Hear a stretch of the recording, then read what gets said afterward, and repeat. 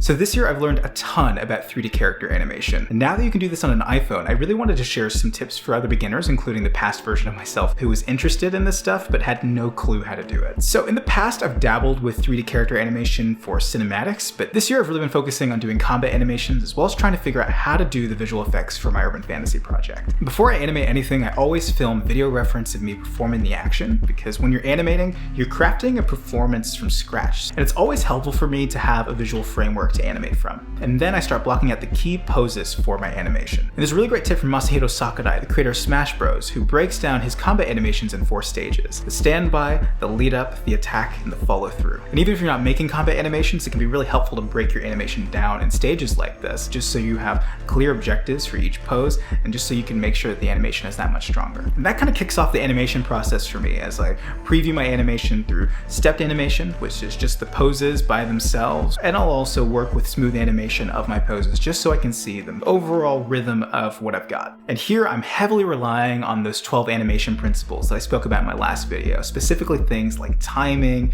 and motion, staging, as well as arcs of movement, not to mention anticipation and follow through. Because when you're doing 3D animation, you typically start with this like robotic figure, and your job is to bring that figure to life. And these techniques really help in that process of making the character feel more human and alive. And I'd been learning all this stuff in a tool called Cascadeur on my PC, but what's wild is that it just came to iPhone. An industry caliber animation tool being available on mobile devices is absolutely wild. Like, this is one of the biggest leaps that's been made in the mobile filmmaking space by far. Cascadeur specifically is a physics-based animation tool, and one of its main features is autophysics, where you can simulate realistic motion based on the poses you've placed. It is so cool. It is like really awesome. It's my favorite animation tool, and the fact that it's on here is like a real treat. And it's always cool to see accessible tools like this come forward. Tools that leverage powerful tech to not replace human creativity, but enable human creativity. This just opens the door for so many possibilities for all kinds of storytellers. And I want to clarify, I'm by no means a specialist in this realm. I'm simply a director learning the ins and outs of each stage of the process so that I can bring an informed perspective to